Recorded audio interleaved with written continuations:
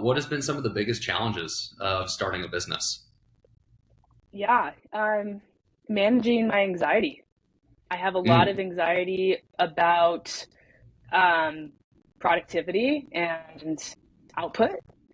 Mm. Um, I think, you I resonate. know, I believe it. Yeah, and that was actually one question I had for you. You've been talking recently about being someone who sets targets rather than blocks off time on their calendar, and that's the difference between an entrepreneur and maybe like an employee mindset. But I'm curious to hear when you have a day, let's say you put in 10 hours, and if let's say you started from scratch, and so you sit down in the morning, you start DMs, and you DM for half the day, and you don't book two sales calls. How do you manage your self-talk when you put in as much work as you physically can, and for as long as your eyes are staying open, you still don't hit those targets? Plant the seed for tomorrow. Usually, what I found is the next day, if I'm going back to the time when I was doing all the DMing, the next day after a day like that, I'll book two or three calls. And it kind of all, if you look at the data, it kind of all averages out. You talked about looking at things logistically and creatively. I would challenge you to look at things logistically here. And if you do track your data, look at the trends over a longer period of time.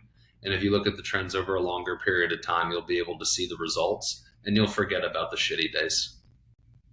That's really helpful. I think that's key. And right now, I'm focusing on the small things every single day, but I think, maybe to a fault, to the point where I'm not really looking at the averages. So appreciate that. That's great advice.